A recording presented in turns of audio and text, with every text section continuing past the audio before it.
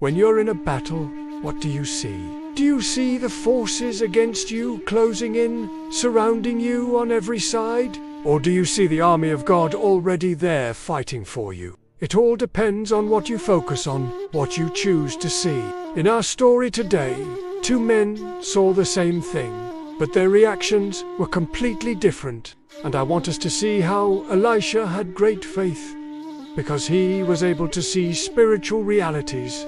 The king of Aram was furious. Every plan he whispered in secret, every strategy he devised to defeat Israel, the prophet Elisha heard it all from miles away. 2 Kings, chapter 6, verse 11 to 12. He even tells the king of Israel the words you speak in your bedroom. Oh, how frustrating this must have been for the king of Aram. All this planning and scheming and counteracting, and Israel always seems to know what's coming next. So the king of Aram became furious, and he did something drastic. He assembled his entire army and marched them all night long. By the time the sun came up, they were surrounding the city of Dothan, where the prophet Elisha was staying. Dothan, by the way, means morning or fresh start. In Hebrew, how fitting is that? Elisha's servant woke up early that morning, and he looked out, and fear immediately gripped him. Oh no, my lord, what shall we do? Look, the Syrians have come with horses and chariots. We are about to be captured. But Elisha didn't panic. He didn't tremble or run around like a chicken with its head cut off. Instead, he calmly told his servant, "Don't be afraid. Those who are with us are more than those who are with them." Friends, this is what I love about Elisha. 1, he knew God was with him. And number 2, he chose to believe that God was in control. That's why he didn't cower in fear when the Syrians surrounded his little town. And then Elisha did something amazing. He prayed, "Lord, open his eyes so that he may see." And immediately the servant saw. Then the Lord opened the servant's eyes, and he saw, behold, the mountain was full of horses and chariots of fire all around Elisha. Now, what does this mean? Well, there's a couple things going on here. Number 1, Elisha and his servant were not alone. God was with them.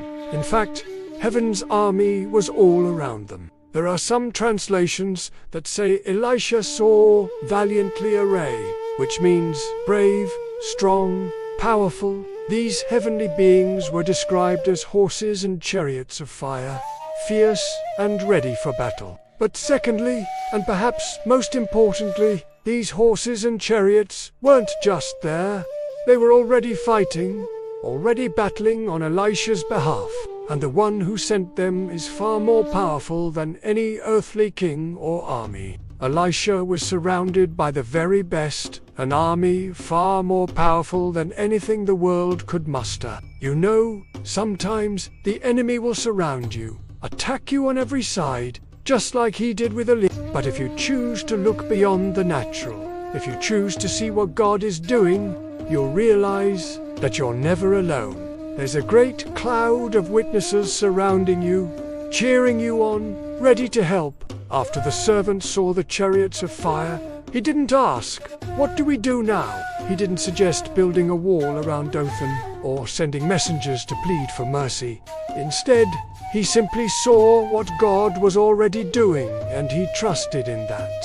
And when Elisha realized that his servant was seeing the same thing, he thanked God. "Thank you that you have shown me your servant." Then he prayed another prayer. He prayed, "Strike them with blindness." And they were blinded. Friends, this is a stunning prayer. Elisha didn't pray for God to destroy the Syrian army, though he easily could have. He didn't pray for God to protect him, though he certainly had the right to do that. But instead, he prayed for God to give him power over his attackers. Power to conquer them, power to win. Elisha didn't cower in fear. He didn't hide in the corner. He didn't try to negotiate with the enemy. Instead, he boldly declared the power of God. and the moment he did, the enemy lost all power. So they were totally defeated. Elisha led the blinded army straight into Samaria, straight into the hands of the Israelites. And although they were surrounded, the Israelites still had mercy on them. They gave them food and water, and then they sent them back to their master. And after that day, the Arameans stopped raiding Israel. Can you imagine how embarrassing that must have been for the king of Ar? His mighty army, his secret plans, his stealthy attack, all foiled by one man and his faith.